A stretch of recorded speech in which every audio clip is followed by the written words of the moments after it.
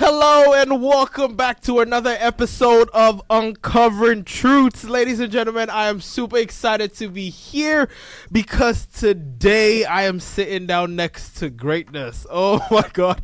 I feel like I'm the one on the hot seat right now. You know, I'm fan zoning right now. I'm fanning out.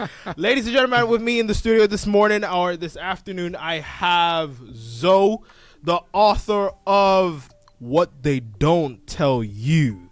Oh my god, I don't think you guys heard that, because if you heard that, you'd be getting all excited at home. Zoe is a 21-year-old poet from Aberdeen, Maryland, and is currently a college student at Towson University.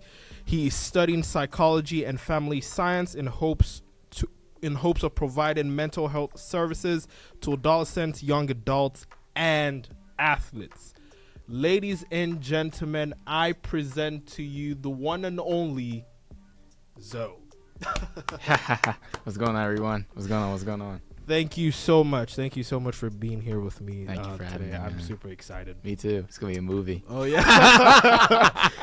All right. So I did the on book description of Zoe. Why don't you give us the off book description about yourself? Absolutely. What's up, everyone? My name is Alphonzo Jr., but I also work at Zoe. Well, I was born and raised in Aberdeen, Maryland. I currently attend Towson University. I'm a senior there, psychology and family science major. You already heard what I want to do with my life. But essentially, man, I just want to make an impact on people, a positive impact. I believe I have a gift of words and encouraging people and inspiring people using my story. So ever since I've been in high school, I've been,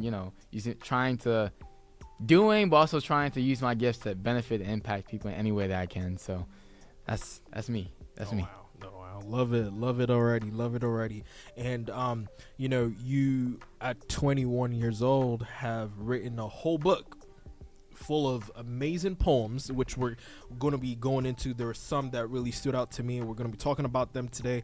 But we find that a lot of people who do writing, in some point in their lives have either been neglected or they didn't really have a voice, and so they turned to writing. But what got you interested in writing particularly? So when it comes to poetry, funny enough, I started writing my first poem was when I was 14 years old, actually. No, I lied. 15. Yeah, I was 15 years old. I was in the English class, and we were actually writing poetry, and I wrote a poem. And funny enough, that poem actually got featured in a high school magazine for my school. Oh, wow. So my school has like this English, like you can send in writings of yours, and it can be like put in a book. I forgot what it's called, but but my poem was featured in the book, and it was great. I actually still had the book with me. And so I didn't really think much of it. And then in college, I took this class called Intro to Creative Writing. And essentially, there was a section where there was like poetry.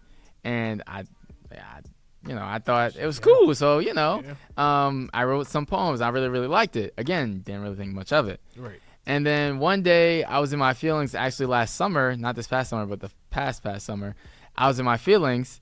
And typically I'll just give you a full rundown. So initially I started journaling, right? And there was this book where it had like different prompts: intention, growth, gratitude, etc. And that's what initially got me started on writing, journaling. And then after that, there was another book that I got, and it was just me just writing down my feelings throughout the day and throughout, just evaluating, reflecting about my day. Mm-hmm. And then one day I was in my feelings, and I just wrote a poem, and then I started doing homework and research on like villanelles, and that's like my favorite kind of poem to write, villanelles. It's like an ABA kind of type setting. Right. And then that was on October 5th, 2024, which is funny and crazy because not even a year later, I released my first book, What They Don't Tell You, which is literally insane. Yeah. And so October 5th was the first day I wrote my first poem. Right. And here we are, still writing to this day. It's insane. It's insane. So in 2 days makes it 1 year that you've been writing poetry, and in less than a year, you already have a book what they don't tell you. What they That is don't tell so inspiring. And I want to delve a little deeper, go straight to it. We don't waste any time on here. And in the car we were talking about how society, they have this belief, especially as young black men or as men in general, where we're told as men, hide your emotions, don't cry, don't talk about how you feel, be a man, be tough, be this, be that. And I find that you are vulnerable with yourself, you're vulnerable with your audience, you're vulnerable in general, and hence you write in a book. I'm just like, first of all, what that whole concept of I'm a man, I shouldn't, was that ever a problem for you? Did that ever shape how you moved as a guy, or have you always been in tune with your emotions and been vulnerable? Well, that's a great question. I will say growing up, I was a very emotional kid. I like to think that as a kid, I was a kid that was always crying. And then I learned, like, it's important to cry, Right. but it's a time and place, right? And I also learned how to more so control my emotions, because as a man, it's really important to control your emotions and not let your emotions control you. That being said, As a man specifically, or as everybody? everyone specifically, Right. but especially men, especially as black men, because I feel like society's already has a target on our back. So if you let your emotions get to the best of you, that can cost you your life. So that being said, I really learned the importance of learning how to control your emotions. And yes, it's important to validate them and be aware of them, but also to move accordingly based on your emotion, how you're feeling. It's Right. important to understand what it is that you're feeling at that given time. Right. But your feeling does not determine how you behave.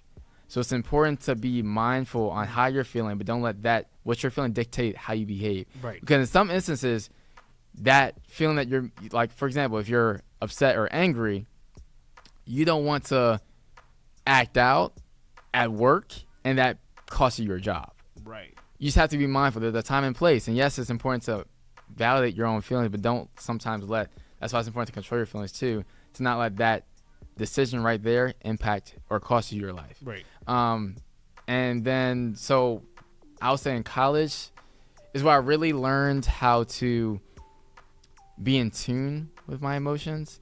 I would say in high school, I struggled because I was too busy running from my emotions and running from them. I was feeling them. Why were you running from them? That's a great question. Because it was hard.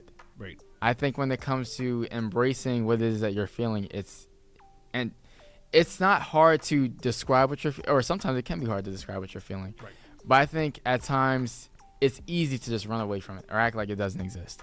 And I think for me, and this we can also get into this a little later, with my experience of grief, sometimes I didn't know how to process my emotions. Right. So the easiest thing to do was to run from them. And that's what I caught myself doing up until my senior year of college when I burned out. Or excuse me, high school, I'm sorry. Right. Senior year of high school is when I burnt out. I'm like, I'm getting myself involved in all these things, which is great. I love being involved in all this good stuff. However, why am I doing all this stuff when, or more so, I was running myself out too thin, getting myself involved in everything, and then I burnt out. Right. I'm like, why did this happen in the first place? Right. And then I saw that, bro, you're not okay. And I see that you haven't been okay for a long period of time. So let's unpack that. Where is that coming from? Right. And then, again, we'll get into this a little later, but I saw where the root of it was. And I was like, okay. So then I evaluated, I reflected, and I started moving accordingly. Right. So now here I am in college where I'm able to recognize, okay, this is what I'm feeling. I'm putting a label to it. How do I get through this? How do I manage? How do I not cope, but how do I navigate through what it is I'm feeling to the point where I'm able to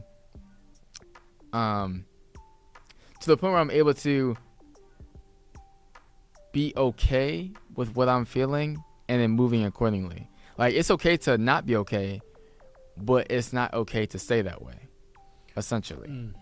Right. And so how, let's talk a little bit about how it was like for you to, first of all, as a guy, as a man, as a black man in America, how was it like to be able to own it and, come to that realization that, okay, I'm not okay and I need to seek help. Yeah. Right? I need to deal with these emotions that I'm feeling? Who did you run to? Were there people there for you? Did anyone tell you were crazy? Like, come on, man. Like, people say things like it's never that serious, it's never that deep. You're a guy. Just go on with it. Just move on with it. How were you able to deal with that? Especially for a first timer who says, okay, I'm not okay, I need to deal with these emotions. How are you able to handle that and move with that? In all honesty, I think I started doing that this year, like my senior year. Or no, more so like the end of my junior year to now. Like, community is very, very important. And my prayer for the beginning of 2025 was, Lord, please surround me with people who will pour into me, elevate me, and also those who are like-minded like myself, right, who want to do great things, who are doing great things. Right. People are going to assist me in my walk as right. well. And I saw that as I continue to remain obedient, right, and walking my purpose, walking my gift, he started putting people in my path where I was able to be more conscious, more aware of what it is I was feeling. And when I wasn't okay, I was able to go to them, share with them. And even like I recently... People your age? Yes. And even now, like, I grew up in the church, and I recently rededicated my life last year back to Christ, where I started taking I made the commitment as an adult, right? Not as a child, but as an adult. For myself, I took the initiative for myself to really take this walk seriously, and it's now like my own personal walk. I think it's different when like you grew up in the church, you're kind of doing things because your parents, are telling you to, and you're just, being obedient to what your parents are telling you to. But I think it's different when you make the decision for yourself when you're an adult. It's like, okay, this walk is for me. Like, the decision I make, whether it's praying every day or being in my word, that's on you now. Yeah. And then once I started taking the initiative of that, I also started getting connected in my church community in leadership positions, like the pastor, the bishop, and also just like the leaders within the church who are men. And allowing them. Also, I'm 21 years old. There's this one men's group that I'm a part of that we meet every Monday, and I'm the youngest there. And I love it. It's a beautiful thing because they're able to pour into me as a 21-year-old male. And also I'm able to learn so much from them because they've lived so long. They have so much wisdom. Right. So able to learn from their mistakes and be able to listen and be open to what it is they have to say. And then being able to share my experiences too. Right. So I would say that all in all, being able to be surrounded by a community of those who want the best for me and those who care about me genuinely, and teaching me that, yes, it's important to validate your emotions because they do matter. Right. It's also important to be mindful on, the environment that you keep, because that also plays a factor as well. So, yeah. Right. And so, you who've spoken up, on a lot of important stuff like community and, growing up in the church and, owning your work with God. And, and I asked you a question in the car, like, I'm going to take this question from your book. Okay. Called the nice guy syndrome.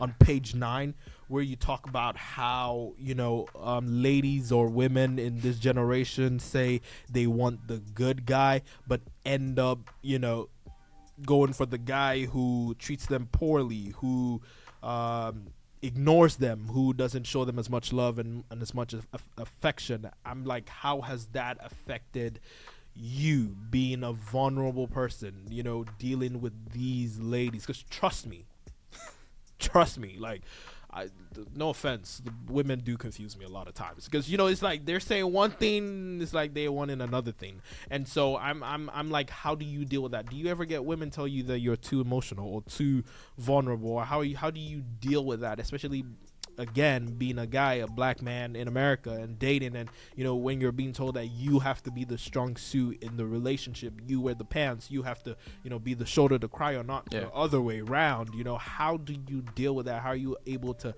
navigate dating in this generation being a vulnerable person? That's a good question. I will say, shout out to y'all women. Love y'all. We love you. We definitely love you. I love y'all. But yeah, I got you. But yeah, first of all, vulnerability is a gift. Right. But it can also be costly. Mm. How I like to look at it is me being vulnerable is sharing that, or not sharing, but showing the person Mm-hmm.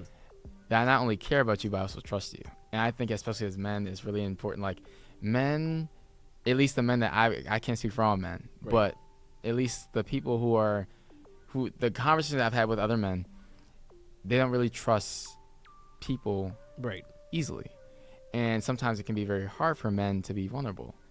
Why is that? Why do you think men find it harder to trust people? I think it could be, and mind, this is only my personal opinion, Right. and from the experiences I've had personally, and just talking to other guys. Mm-hmm.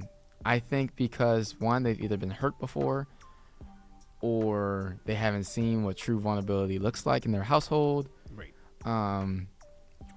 Or I don't know if I said them being hurt before. Did I say that already? Yeah. Okay. Yeah. But also learning from that experience too, like Right. them being hurt and being afraid of getting hurt, like being afraid of being hurt again. Mm-hmm. That plays a factor too. It also could just be a persona, Right. like trying to be tough guy, or even just Yeah. living to social norms. Yeah. To be cool or to not be judged upon, or Right. to not your man card being taken away. Yeah. It's all pride. Yeah. That's what it is. Yeah. But regarding your question earlier, like yeah. vulnerability to me is like if I'm sharing something with you that's very personal, very dear heart to me, I'm trusting you with that. Right. Now, mind you, what you do with that is up to you. However, whatever you do with that, and if you decide to, go on and share it with other people, and I'm Right. telling you something in confidence, Mm-hmm. I wouldn't be okay with that. However, Right. like I have to be okay with the decision that you made, and then it's up to me to make the decision Mm-hmm. to whether to keep you close or to push you or to like cut the ties. Right. So I would say like the thing about being vulnerable to me, I encourage it. Right. Now, mind you, like there's gonna be times where someone's not gonna value that or appreciate Right. that, and essentially that's not on me. That's not on the person. I really encourage people to be vulnerable because it's a beautiful thing, and in relationships, that's what a real, authentic relationship needs is vulnerability. Yeah. That's what makes a friendship or relationship so beautiful is you being able to feel you can trust someone, Mhm. you can connect with someone and be vulnerable. Mm-hmm. But if someone uses that as a weapon, Right. then therefore it's just like, okay, Yeah. you learn, you Yeah. reflect, and you Yeah. keep it pushing. But Yeah. therefore, like you learn that you and that person are no longer. Mm-hmm. It's up to the person to make a decision Yeah. whether to keep that person in their space or not. Right. I mentioned in the car saying, oh yeah, shout out to Mel Robbins, by the way. Mel Robbins. Such a yeah. goat. But the let them theory, Let them theory. oh my gosh. Oh my god. So we literally talking about that earlier Yeah, saying, I literally have the book in my bag. yeah, we literally talking about that earlier saying, you are in control of you. Yeah. You are in control of your action. You can't control other people. Right. So let's focus on that. So if you make the decision, the brave, courageous decision to be vulnerable with someone, Yeah. and they choose to not value that or appreciate that, that's not on you. Right. If they choose to use that as a weapon, okay, let them. That's fine. Right. But then it's up to you. Okay, well, now I'm going to let me. Am I going to vocalize my needs and then moving forward, like we navigate differently? Or am I going to, okay, well, you did your thing. No. You showed me that this isn't going to work. Yeah. Now I'm going to take my power back Right. and I'm going to move accordingly. Right. Right. So essentially, like when I also learned too, people's actions have nothing to do with you. Nothing. It's just a reflection of how they feel about themselves and their past experiences. So once I learned that, I'm just like, okay, me being vulnerable is a reflection of who I am and who I am as a person. That's just something like I'm a lover boy. I'm a lover boy. I love love. That's my thing. I'm a sucker for love. Oh yeah. Oh yeah. Oh yeah. Oh yeah. Mhm. Sucker for love, man. So Right. essentially, like being vulnerable, like with me and my future partner, I'm going to be vulnerable. Right. So whoever receives me as a partner, I'm going to be vulnerable with them and to them. And if someone doesn't appreciate that, if someone misuses that, Right. that's their loss. Well, you know, I hear you on that. You know, in Nigeria, there's a saying that people used to say. Like, I don't know if they still say, like, you know, what they were like, you know, good guy no they pay you, like it's pidgin English where they say, like, you know. And my thing to you is, now in our time and age, because we don't have enough people who are emotionally intelligent, right? And so it's just like being the nice guy, being the vulnerable guy, being the good guy, it doesn't pay. Like, you have to, especially if you want to thrive in society, there's certain ways you have to show up, there's certain things you have to do, you know, to, you know, make a way make a way for yourself in certain rooms. I don't know if that makes any sense. And so it's just like, how are you, you know, being you, navigating that, knowing that society might not be accepting of the type of person that you are, and that there are a lot of people who are gonna, and I know you say let them, but it gets to a point where it's too much, you know, where a lot of people are gonna take advantage of you. They're going to treat you like crap. They're gonna treat you like garbage, you know, because you are on the, or take advantage of, you know what I mean? And so I'm just like, how are you, or how do you plan to deal with that? And to the guy who is trying so hard and fighting to be emotionally intelligent, but is also just like, I also want to succeed in the world, or I want to succeed in dating, I want to succeed in, you know, or you know, feel among with my friends and all of that. But I feeling these things, but I don't want to talk about it. What would you say to that guy who's listening to this? Well, for the first thing I'll say is God. That's the first thing I'm gonna say. I'm gonna take something from the Bible, man. Romans 8:28. Oh, redo. Romans 8:28. We're gonna read. I'm gonna take something from the Bible, y'all. Romans 8:28. All things work together for the good of those who love the Lord and are called according to His purpose. Now, that verse right there, everything's gonna work out. Whether right now you're in the storm or you're on the other side of the rainbow, whether you, whatever season you're in, it's all gonna work out. Right. Even if you can't see it right now, even if you can see it right now, it's all gonna work out. And I will say that, like, hard times are not meant to last. That's why we are very resilient. To the person who's listening, I don't know who you are, but I want you to know that you can do hard things because you have done hard things. This ain't new. Yeah. This ain't new. And for the guy, it's just like, before you even try and invest your time and energy into other people, pour that same energy back into yourself. Right. And I mean, like, instead of looking for the right person, become the right person. Can you say that one more time? Instead of looking for the right person, trying to find the right person, become the right person. Right. Literally, I saw this. I think it was I forgot who it was, but it was like list of qualities that you see in a woman. This for my men, and even for my women. List all the qualities you want in a man, and then look yourself in the mirror and say, become those qualities. Because are you going by the theory that you attract, you know, what you are, you know, just like what you think in your heart, you know, as man thinketh in his heart, you know, so is he, like, you know, the Bible speaks about. And, you know, I'm going to go back to your book also. You know, there's a poem in here where you were talking about no games. And, you know, one of the lines on No Games, you were talking about how you're used to loneliness. And so I'm asking, does that have anything to do with, you know, you walking this path of being a vulnerable guy, being in tune with your emotions, being emotionally intelligent, choosing to be different? Is that where, you know, loneliness comes from? You know, I don't know if you know who Ashake is. You know, there's a song, my gosh, is lonely at the top. You know, that's a banger thing. It's literally a song that, you know, speaks about, and I think not a lot of people understand that the journey to success is goddamn lonely. I'm so sorry to curse, but it's really lonely. Like the journey to success, especially when you are not taking the conventional route, with that everybody has walked, and you choosing to be different. So talk to us a little bit about that loneliness phase of yours, and what got you there. How did you deal with that? How did you become comfortable? Yeah, with I'll being say lonely? in high school, I'll even trace it back to middle school, man. Middle school, I remember 8th grade, I was able to speak at graduation, which was cool. I received the Christian Character Award, which was really, really nice, very beautiful.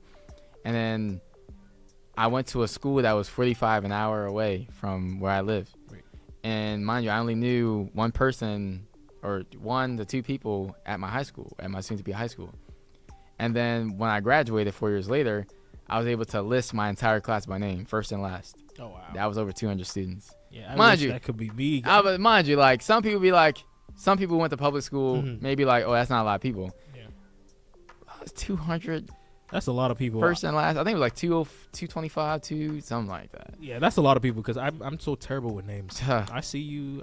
I'm good with faces. Right? Yeah. I see you even just once. I remember your face. Your Yeah. name, you might have to tell it to me like 4 or 5 times. Yeah, and funny when I meet people, because I like to, I try my best to remember everyone's name.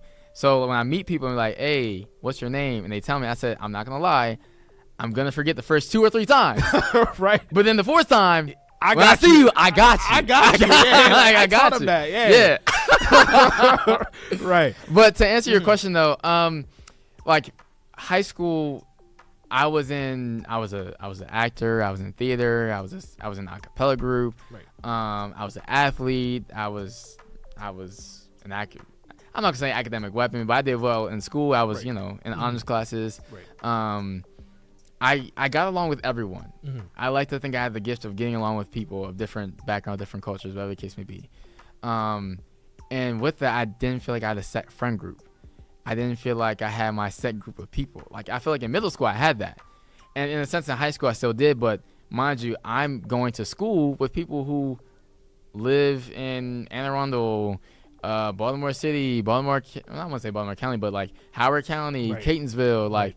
That joint is an hour away from me. Like I can't just. And mind you, I was sharing the car with my mom, and for some instances I wasn't even driving too. So it's kind of hard for me to, make the effort to Right. come out and Right. see my friends. Yeah. So that was kind of difficult, kind of challenging. But then even then, like I still feel like I was a floater. Like in college, or not college, High school. and like senior year, I feel like I was a floater. It was just like I have all these. There's so many friend groups that you can say I'm a part of, but I don't have my own. It's different when it's just like, okay, I got my community, like I got my Right. peoples. Mhm. Like if I need something, they're the first people I'm calling. Yeah. They my first line of defense. Yeah.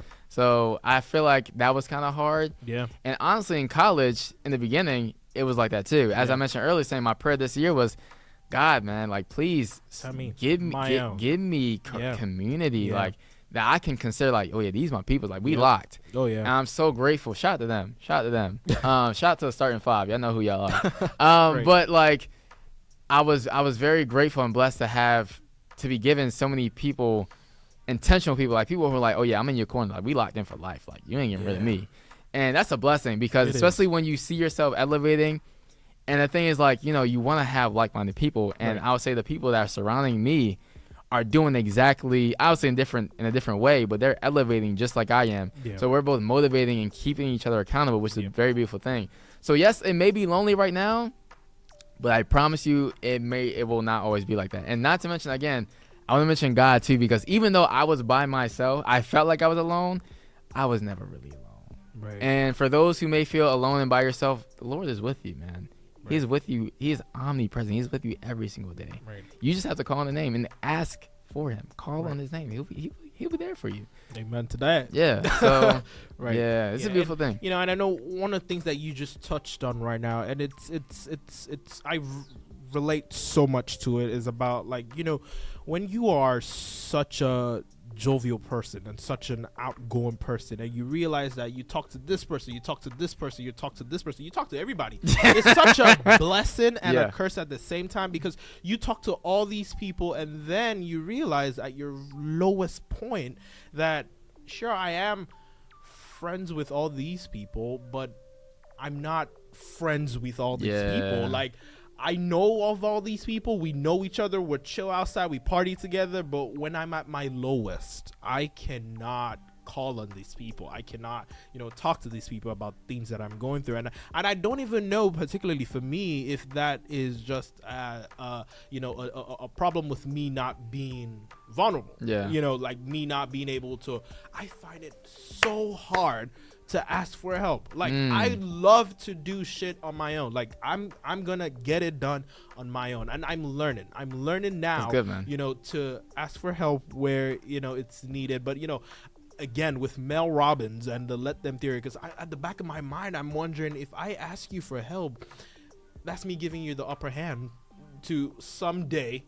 There's a possibility that because exactly you helped me, you could take advantage of me, and I don't want that. Right. And so because of that, I try so hard. Like, I would rather starve. Yeah. Than ask somebody for money. And that's deep, because literally my crew, like, shout out to Starting Five. Love y'all.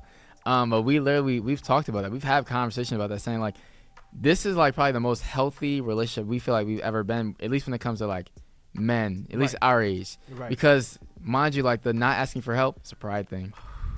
And again, that also comes from, being the provider, being a man. You're supposed to have all your stuff together. If not, you ain't no man. Like, pulling your man card. So again, that's a society thing too. So we've also talking about, like, it's important to have those kind of conversations. Yeah, words. Oh my gosh, words. Sometimes the mind just be moving so fast, But it's important to have those kind of conversations, and we typically have those conversations pretty frequently, where it's like, hey, bro, if you need me, I'm here. And the thing is, like, that was actually a fear of mine too, of sharing with people some kind of, like, sharing with them certain things about me, or asking for help, because my fear is you're gonna later on down the line, you're gonna kind of rub that in my face and use that as a weapon. And that's dangerous. Because then it's just like, okay, were you really genuinely trying to help, or were you just trying to so that just later in the future you can say something like, "It's not for me," or was you plotting? Like, that type of thing. Like, so I don't really rock with that. So, but mind you, like, in order for you to get past that point, you have to learn how to trust people too. In order to get trust, you got to give trust. So tough. It is. It is. So it is. Tough. But at the end of the day, it's so rewarding too when you finally get your people. Right. When you finally get your people. Right. So for my people who are, you feel like you're in a lonely season. Yeah. One, keep praying. Ask God for Him to give you community. Right. But also, in order for you to gain or get your people, you have to give trust in order to get, or you have to. You gotta give trust. Yeah. In order to gain trust. Yeah. So, essentially, when it comes to any relationship, you need vulnerability. Yeah. You need vulnerability. You need trust. You need open communication. You need honesty. Because I would say, like, for my people's, like, for my crew, again, shout out to Starting Five. Oh man, he loves y'all. Oh, I love the Starting Five, and they know who they are too, and I love them, man. But we've had difficult conversations, real conversations. Like, it's like, bro, like, I really don't appreciate how you just said that, or I'm feeling a certain way. Like, can we talk about this? Like, real conversation is actually teaching me how I want my future relationship with a woman to be like. Yes, because this is a prime example already. Right. Like, this right here, the demonstration of what a healthy relationship looks like. Yeah. So I'll just say, and the thing is, the beautiful thing is, when you find your people, it's like, ooh, you feel like you on top of the world. Right. And you just touched on something, like, I funny how I tell people this, but I find it hard sometimes to go by. I tell people this: if you don't put yourself in positions where you give somebody else a chance to prove themselves to you, and you keep saying, I have trust issues, and if you don't give them room to prove that they are trustworthy, you're never gonna trust anybody, but the more I think about it, and the more I try to personalize that in my life, I find that it is very hard. And so I tie that to a question where people talk about the right set of people would always find you. Love is best enjoyed when it's not sought after. It is, like, found, like, when it just finds you. And I'm just like, how does that work Woo. in this generation? Like, you know, like, how do we go about it? Do we go in search of these people? Do we go in search of the right partners? Or what? Do we just trust the leading of God and trust that God is going to send them our way? And we do, you know, we just remain. Simple. We just remain. That's the answer right there. Funny enough, so you said something earlier that I want to piggyback on. Right.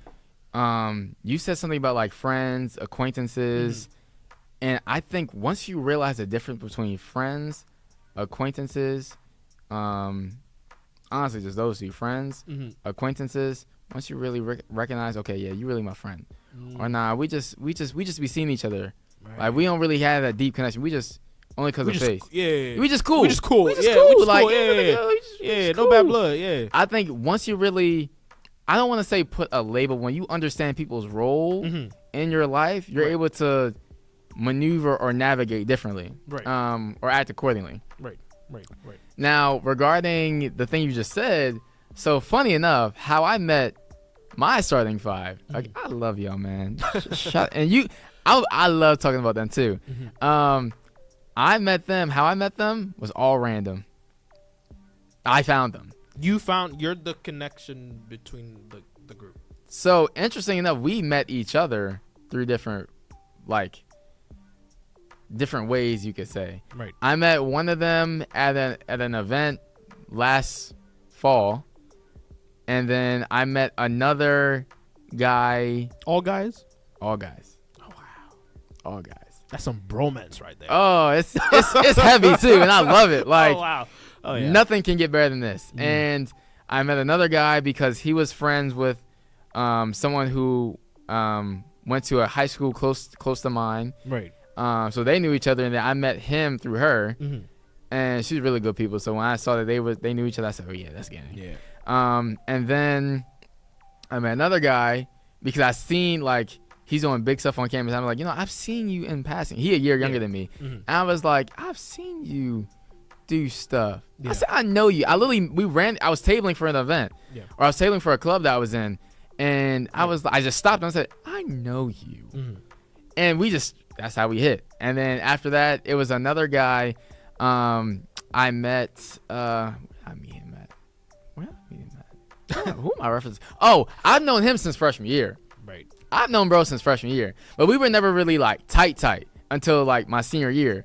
So we've been locked in ever since. And perfect time, right timing, and I think that's a lot of things. Come on. Another thing that a lot of people are, and one of the things that I'm trying to learn is like timing. Like timing is everything. Like it's everything. It's like essential. There's certain people in my life too who I've known of. We've known of each other, but it was just never the right time for us to really get close knitted. And when the right time came and played out, I'm just like, oh wow, this is so beautiful. Like, let me tell you something, man. Like, where have you been? Let me tell you something, man. Like, especially because social media, and I see that everyone's trying to be a content creator now. Which is beautiful. It's very inspirational. Like, if you see that as your gift, hey, pursue it. Do your thing. Right. But I'm also seeing that everything has its timing. Everyone wants to be viral. Everything. And I even see this in myself. Like, sometimes, like, you do a post and you like, oh, yeah, you're really proud, or you expect it to blow up, whatever the case may be, and it doesn't. I'm learning that everything will happen in its time. Right. In God's perfect timing. Right. And my thing is just like, as I evaluate and I look back in my life, I'm just like, everything happened for a reason. Yeah. Like, mind you, it's gonna be 2 days until it's been a year since I started writing poetry. Right. And I wrote a book. Yeah. God is good. What? Hold on. Yeah. You wouldn't think. Like, I know people who've been writing poetry since since they were young. Yeah. And there's no comparison here or anything like that. I'm just saying the fact that they've been writing poetry since they were young. Oh yeah. And I'm just like, but you gave me the tools and the resources to write a book. Yeah. What? Yeah. What? Like, I was trying to go the traditional route and it didn't work out. He knew I wasn't supposed to go the traditional route. Yeah. Self-publishing route. Yeah. Your time will come. For anyone, your time will come. Just continue to be consistent, remain disciplined, remain obedient, and keep praying. Yeah. Stay connected to the source, and that's it. Yeah. I want to your past race, man. I want to take us back a little bit to where we're talking about how people are afraid to be vulnerable. People are afraid to trust. People are afraid to, and I'm because I like a broad perspective. I like to look at things from two perspectives, and now I'm looking at it from the perspective of the other people who are not used to somebody being vulnerable, especially, you know, with ladies. And, you know, like I have a friend, you know, and she would tell me all the time, like, my God, like, this is so beautiful to have a guy who is emotionally intelligent, but she's like, she doesn't know how to handle it, you know. So it's more of like, okay, I'm open to this, but it's a little overbearing because this is new. Like, we don't have a lot of guys or a lot of people who are emotionally intelligent. And so when you have someone who is constantly in tune with their emotions and emotionally intelligent, and they're, you know, vulnerable, we don't know how to handle that. We don't know how to handle them. And, you know, sometimes we now begin to turn them as too sensitive, extra sensitive, or we just push away because we don't know how to. So it's not even necessarily a situation of I trusted you with something and you went to tell somebody else. It's you trusted me with something I couldn't handle. You know what I mean? And so I don't know what to do with this piece of information or with this level of vulnerability that you've given to me. So how would you advise people in that situation, you know, to go about it? I would say, for me, first of all, I wasn't always emotionally intelligent. It's taken a lot of time. It's daily work. It takes a lot of self-reflection, self-evaluation, self-assessment. I don't take it lightly on the growth that has occurred in my life. And I'm not going to sit here and say, oh, yeah, it can happen just in a matter of a night. Nah, it takes time. And you also have to give yourself grace, too. Like you have to give yourself the grace to make mistakes. Because you're human. You're going to make them. And essentially, the growth that you're seeing right now is from learned experiences and learned behaviors that I saw either went well or didn't go well. So evaluating, assessing from those behaviors and living accordingly according to that. So regarding your question, that's your question. Look, I'm saying, how do both parties learn to deal with that situation? And I'm gonna help you out a little bit. Oh, for sure. Is the person who is being vulnerable, am I supposed to teach my partner how to be accepting of me, you know, or how do I receive, you know, a vulnerable partner or someone who's emotionally intelligent and not necessarily feel overweight and overbeared by their, you know, emotions? And, you know, especially to my friend, my personal friend, who's like, she loves it, but she don't know how to handle it. Like, I don't know how to handle a guy telling me how he feels. And that's a good thing, the fact that she's able to be honest with you first. I think in order for people to be on the same page, you have to communicate, saying, first of all, thank you for sharing. I appreciate you for sharing. Acknowledging, you know, positive reinforcement. Giving praise. Thank you so much for sharing with me this part of you that you don't share with everyone. Valuing that, seeing the beauty in that, and again, validating that. Then also sharing that that's a lot of info. I'm not used to this. Obviously it takes time too, of learning how to get used to that, because sometimes, like, people may not understand how to because it's new. Like, when things are hard, like, I think I ran into, because I'm an RA at Towson too, and I think I was on the elevator with someone, and they were having a hard time they were telling me about, like, class and how it's hard, whatever case may be. I said, it's hard. It's not hard because you're inadequate. It's not hard because you're inadequate or you're incapable of doing the thing or doing the task or being a scholar, whatever the case may be. It's hard because it's new. You're not incompetent. It's just new. It's a new skill you're gonna have to gain. Obviously, like, when you learn how to speak, or when you learn how to write, or when you learn how to cook, it's hard because it's new. You're not gonna be a gourmet chef after your first cooked meal. I was. I'm just joking. I'm just joking. But in essence, like, it takes time. Skills take time. And emotional intelligence is a skill. I don't think that's talked about enough. Like, in order for you to learn how to articulate your thoughts, emotions, and what you're feeling at that given time and act accordingly, that takes time, practice. And if you're in a relationship with someone, or even just in general with a friend, Yeah. working together with one another, because essentially when it's a friendship, it's two people. Yeah. Every relationship is two people. Yeah. Yeah. So it takes two people for a relationship to work. Yeah. Yeah. One person can't be all in and the other person not giving no effort, and therefore the relationship gonna crumble. Yeah, it's draining. Oh, It yeah. is. Oh yeah. Every relationship takes two. It takes two to tangle, or not. No, well, not in that way, but it takes two. Like it takes does. two to make it work. Both people being intentional and putting in work. You know what I mean? For sure. And you talk on page 48 of your poem book, when love turned into a game. You want to talk to us a little bit about where your headspace was at that time, and what inspired that particular poem? I feel like I think, at least in today's society, love is sometimes more complicated.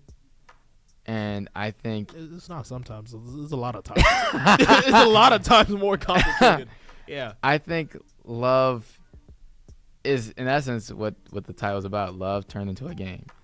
And it's like, okay, if I don't respond in 2 days, is he going to chase me?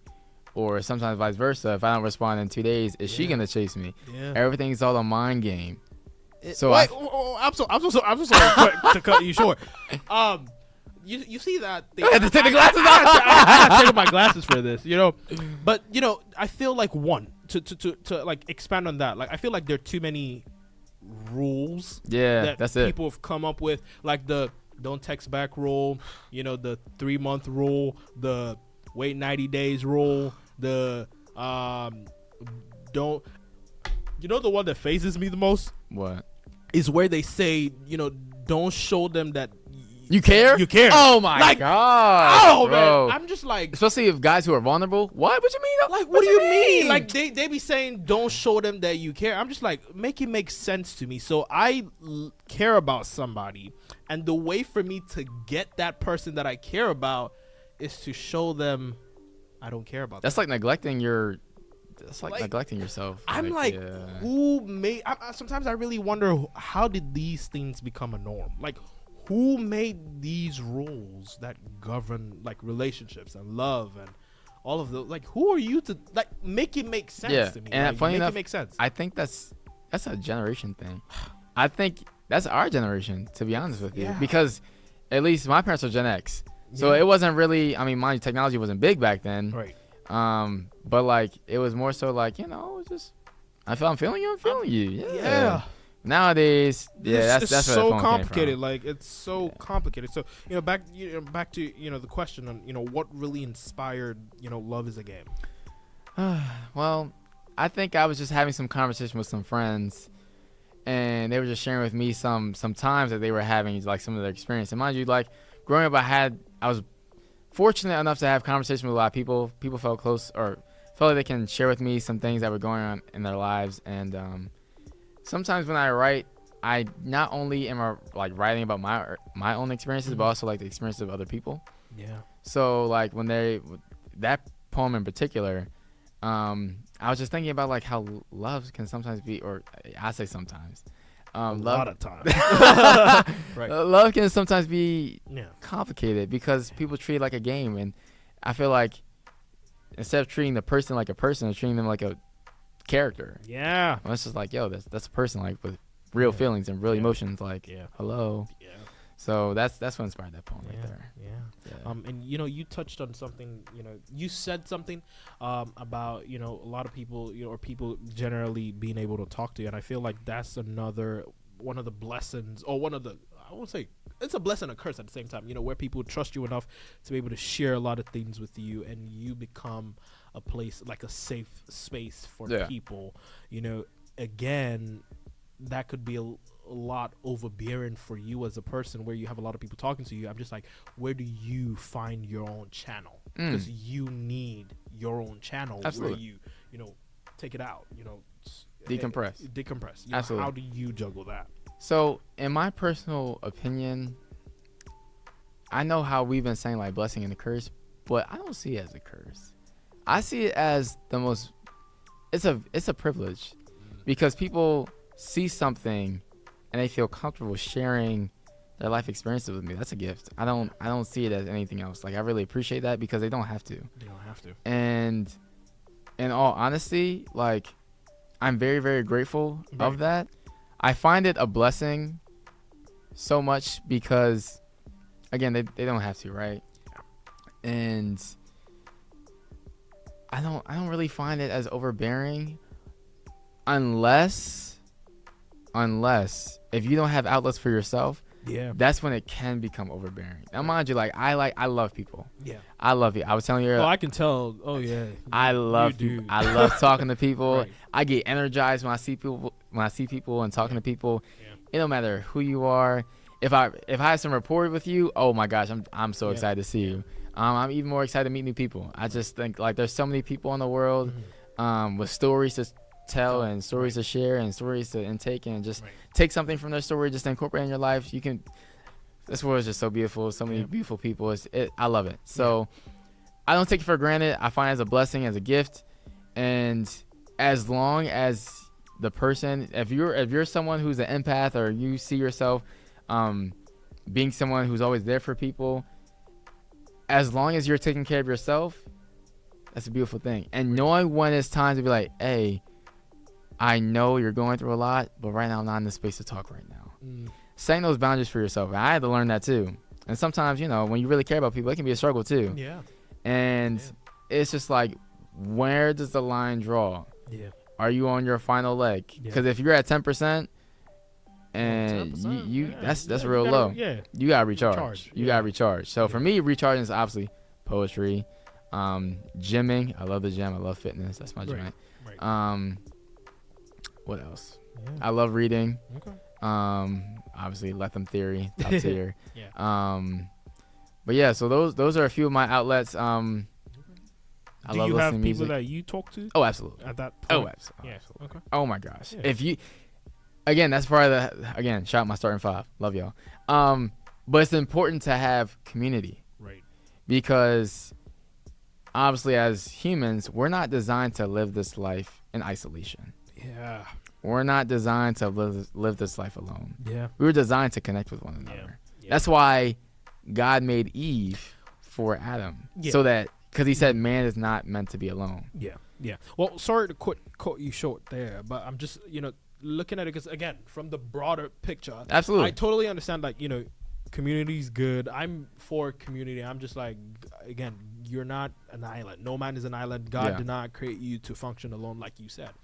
But it's so much of, speaking from especially people from the African community, where you see how the older generation have handled community, which was beautiful, right? But there were also some negativity to it, where people didn't know when to stop talking, where to draw the lines.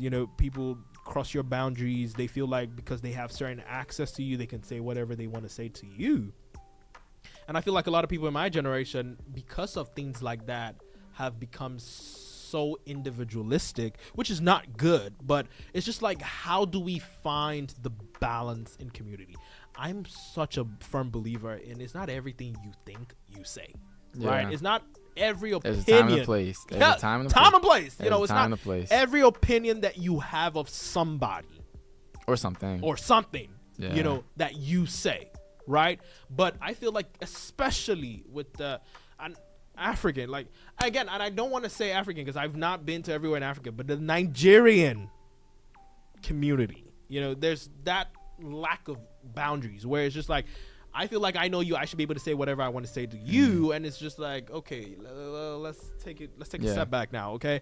And so a lot of people in my generation have become so individualistic because of things like that.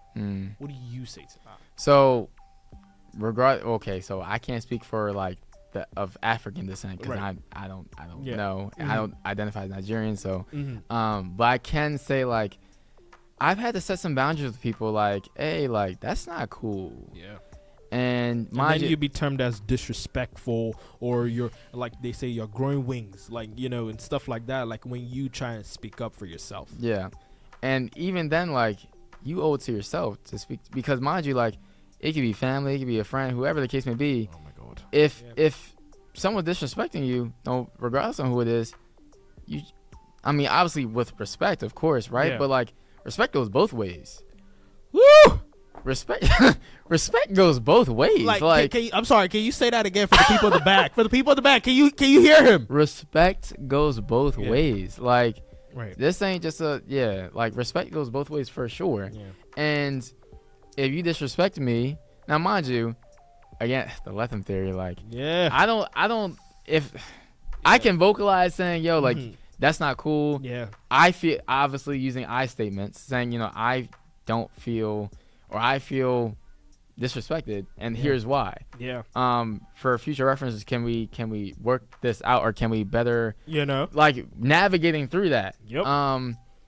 But like, yeah, this was, because again, words have power. Yeah. Words have power. Yeah. And I really learned this past 2 years really, that words have so much power. So much power. Like, And that's why I try not to speak when I'm angry, because I'm just like, you say things, I know maybe you feel like you didn't mean it, but you said it. You cannot take it back. No matter how much you apologize for it, once it's out, it's out. It's out. You can't take it back. Indeed. So take it like, back. words have so much power. Have so much power. And like, how you speak to yourself in the mirror, how do you speak to others around you? Now, one, how you speak to others around you is a reflection of how you feel about yourself in the mirror. Thank you for that. Yeah. And then what you listen to Yeah. also plays a factor. Yeah. It all matters, man. Yeah. It all matters. And funny enough, I was watching football yesterday, and I was watching this QB, shout out to Kirk Cousins. He was saying the past is history. The future is a mystery. Right now is the present. Yeah. That's why it's a gift. It's a get. What? Yo, I saw, Kirk Cousins said a joint. I said, Yeah. I think he shot out Kung Fu Panda. I said, what? That joint deep. Wait, let that sit. Let that sit. The present now is Right the now. present. That's why it's a gift. Yes. I said, oh, that joint deep. Oh, wow. I said that joint deep. But essentially, yeah. But why? That's why it's important to be present. Yeah. Because it is a gift. Yeah. The past is history. You can't change it. Can't change it. The future's a mystery. You don't know what's gonna happen. Oh yeah. But right now is a gift. Yeah. Be present. Yeah. Stay in tuned. Yeah. It's a beautiful thing, man. Yeah. Thank you so much for that. And Yeah, so man. we're rounding up. I have two last questions. Come on, hit me. Two last questions for you. And the first one would be, in your book you have here where you write a letter to your mama and your papa. Hello. You know, and I just wanted to talk a little bit about that. How, you know, your relationship with your mom and dad is, and again, if you could tie it to how it is being emotionally intelligent, not sensitive. Yeah. Emotionally intelligent. And you spoke, as you were speaking right now about community, you were talking about, hey, you shouldn't take disrespect from anybody, whether family whether family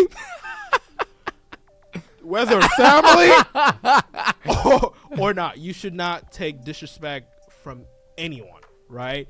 And I'm just like, how do you handle that relationship with your parent? Before you answer, I'm going to quote a quick scripture that I think a lot of people don't read. A lot of people read Exodus 20:12 that says to honor your father and your mother. I know exactly what you're so about that to your say. days may belong on the land that God has given you, but people neglect 1 Corinthians 6:14 that says, parents, do not provoke your children to anger. That scripture is so neglected. It is. It's so no one talks about it. No. Because I get it. Like a lot of parents think, I brought you into the world, I've lived longer than you, I know what's best for you, right? And that's okay, right? But I tell this to all my family members, manner of approach. Yeah. How are you going about that situation? Mhm. How are you speaking? Yeah. How are you acting? Hello. Very important. A lot of Okay. people don't talk about that, and I want you to talk about how because you speak here and you talking about your mama and papa. Sounds like y'all have such an amazing relationship, and so I'm just like, walk us through that. And sometimes to piggyback on what you said, sometimes it's not what you say, sometimes it's how you say it. And sometimes it's not how you say it, it's what you say. And sometimes it's both. Yeah. He's like, oh yeah. okay, Oh, yeah. like I will say, To the people at the bag. come on. But to answer your question, my relationship with my parents has been an experience, a time, I'll say, but a great one. An adventure. That's the best way I'll describe it. Oh, wow. Growing up, I was very blessed, very fortunate, very happy, blessed to be in a home with two loving parents. Oh, wow. Because not everyone has that gift. So I will not diss them of that nature. Like, I'm so grateful that, I was raised in a loving household with two loving parents, who wanted the best for me. Two loving parents who loved each other or who loved you? Who loved each other, loved me, and loved God. Okay. Can't forget that last one. Yeah. Because essentially that's why I am where I am. Yeah. Right. Because they were obedient To God.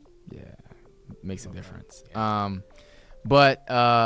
Yeah. And then I would say, like, I don't know if I mentioned this, but I grew up upon grief, lost a lot of relatives, grew up upon grief. That was my last question. Oh, We're gonna yeah. talk about how you dealt with that, but just We're gonna get go to ahead. that, trust. Yeah.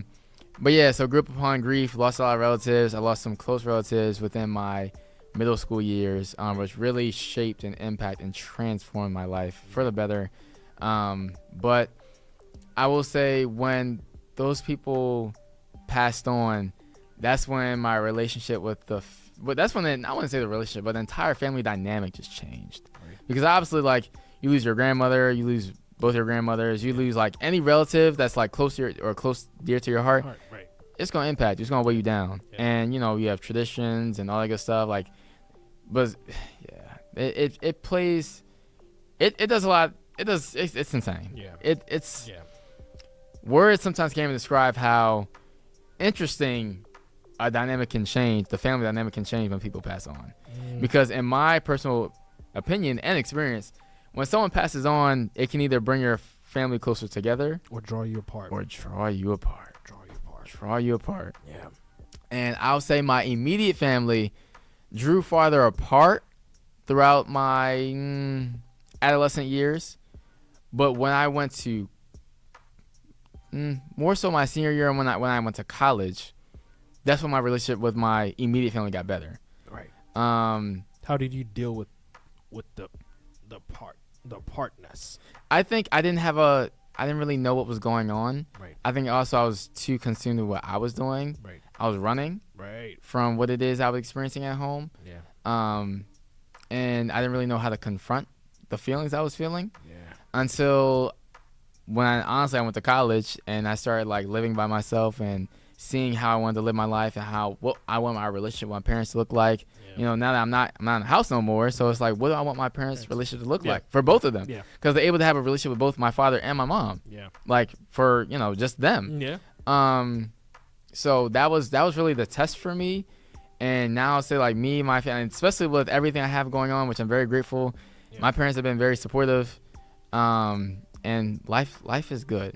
Right. Life is good. Life be lifing, and also it really brought me my immediate family closer together. So, okay.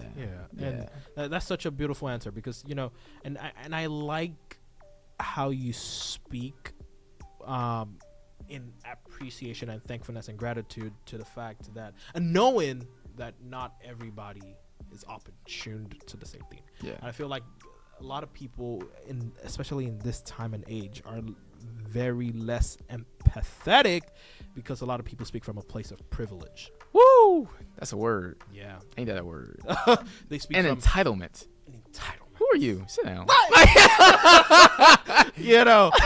feel like it went good for you. You don't know what it means to walk the shoes of other people. And that's one of the things that I'm really learning right now in this time and in this season of my life, to never say never. That's good. And it's interesting because we was also talking about this earlier. Like, the world don't owe you nothing. The world don't owe you nothing.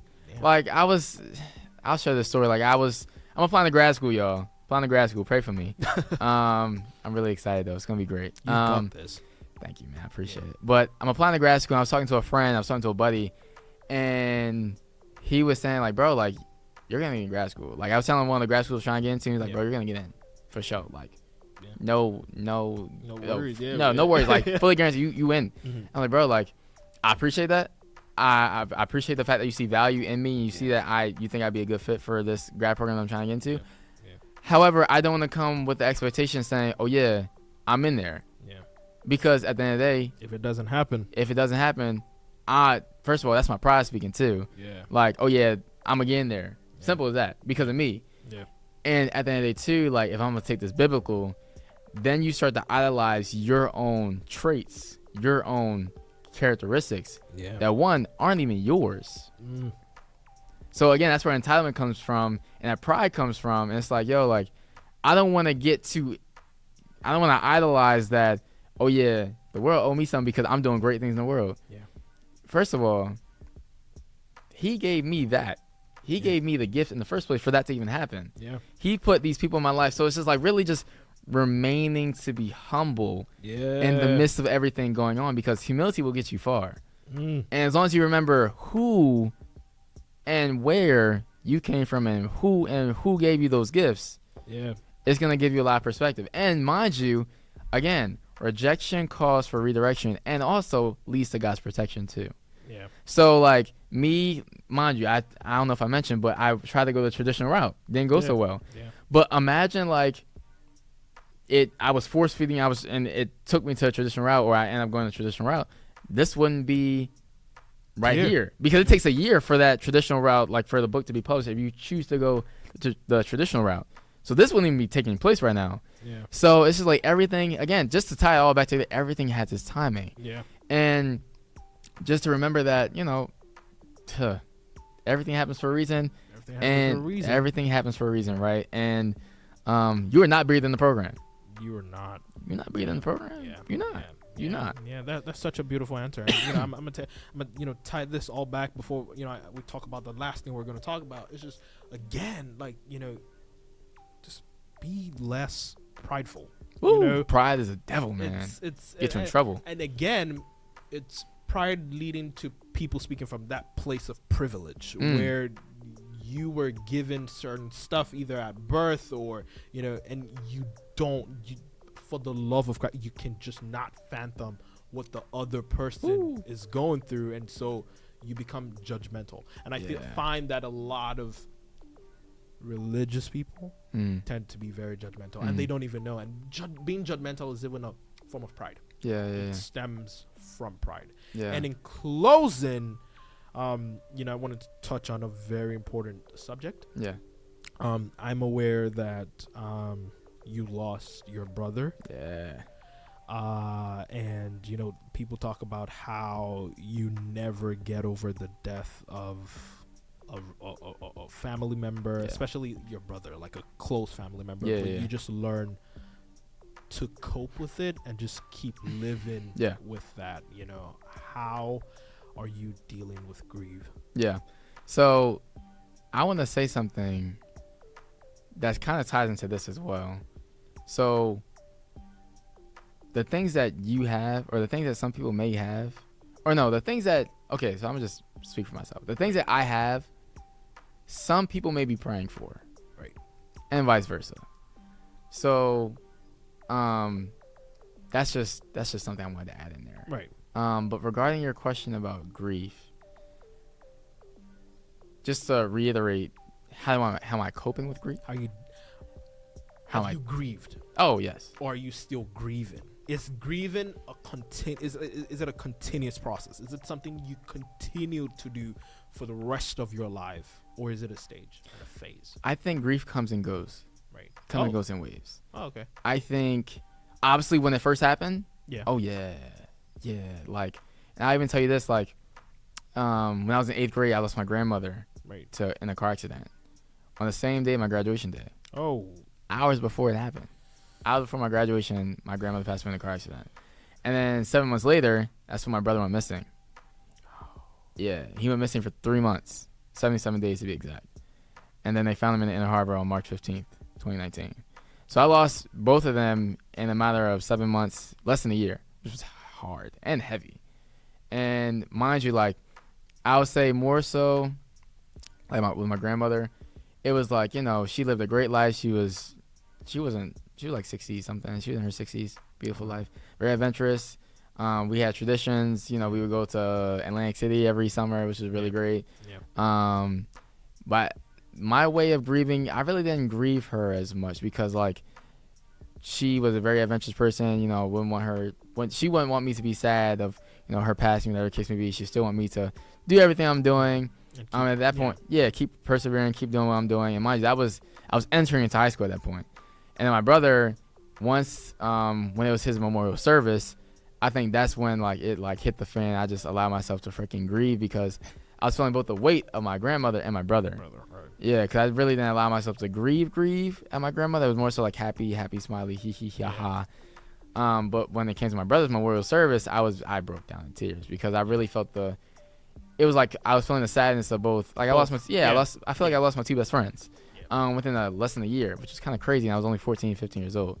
Oh, wow. Now, mind you, I would say I really didn't process my grief until I was a senior in high school. So you were just until then you were just moving. I was just going with the flow. And mind you, like, yes, I was passionate in the things I was in. What brought the realization that you had not dealt with the grief? When I realized I was burnt out, I was trying to figure out what's the root of me being burnt out. So I had to reevaluate, self-assess. And it took, like, I had a mentor in high school, which I still talk to this day. You know who he is. But he planted a lot of seeds in me early on, like my freshman year. Yeah. And he stood by me my entire high school experience. And he really helped me see the deeper meaning of life and what is it that you're feeling, like, why are you doing all these things, like, what's the root? What's the root? And I'm very grateful for him because he planted seeds in me early on. So now it's just like I'm seeing everything that you were trying, these deep questions that you knew I didn't have the answer to, but you knew exactly what you're doing, planting them in me, so that now 4, 5, 6 years later, I'm like, okay, I know exactly why you asked me a question because I'm able to answer it now. So, which is a great thing. That's why it's important to have mentors and people who have your best interests at heart early on too. But yeah, so like my senior year, I was really able to see, like, okay, yeah. So that's when I started taking the initiative of doing stuff for me. So when it came to college, it was like, I'm away from home. I'm able to take initiative for myself. I'm able to create my own reality. How do I want to live my life? How do I want to be remembered? That kind of thing. So then that's when I started doing the whole grieving process. Now, funny enough, interesting enough, my mission / goal is to not only continue their legacy, but also to build my own too. Right. Now, mind you, they were two people who wanted to make an impact on people. Right. They were two very happy-going, adventurous people. And that's something I choose to continue. Yeah. To carry on. Yeah. Now, interesting fun fact. I don't know if a lot of people know this, but my brother wrote poetry too. Oh, really? Yeah. So when I discovered that he wrote, now in the back of my head I knew, because when he passed I was able to see like his journals or whatever case may be, but it didn't really click until I started writing. Like last maybe this year is when I really was like, oh wow, my brother used to write. Right. So then it even hit me even more. It's like, bro, like me and him had a shared gift. Yeah. And I love that because that's like poetry for me. That's the way of me and him connecting. Yeah. Right.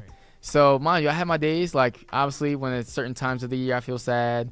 Holidays like Thanksgiving, birthdays, again, anniversaries, it's tough. Yeah. However, like I just like they still talk to me to this day, or I hear their voices like bro, lock in. Be a thing. Funny enough, like I had my brother's picture in my room in my college dormitory, so it's like when I feel I need some motivation, I look at that picture. Right. Cause I know like we were 14 years apart. Right. So wow. Yeah, we had different birth moms, but even though we had different birth moms, that's still my dude. 14 years apart? Yeah. Wow. But funny enough, like growing up, when I was at the table doing homework, apparently I was inspiring him. to get his grades right, do well in school because I was doing well in school. So it was like a healthy competition. Like, I ain't gonna let my brother outdo me, kind of thing. Yeah. So even though like we was only 14 years apart, he was still like my dude. We was so locked in. Yeah. I will say like sometimes I think about it now because I'm 21 years old, and he would be 20. Oh, I'm sorry, he would be 35. So like this would be the perfect time. Like me and him would be so locked in. Yeah. Like, I'd probably be at his crib every single week or weekend. Yeah. That's my dude. And I feel like now it's like we have much more to talk about because I'm older. Yeah. But even though I don't necessarily have that, I still find it a beauty because for those people who have siblings, I encourage them to be like, hey, like lock in with your sibling, bro. Yeah. Because some people don't realize that like your parents aren't here forever. But your siblings are. Yeah. God willing. Yeah. But like your siblings are here from the day they're like, here longer.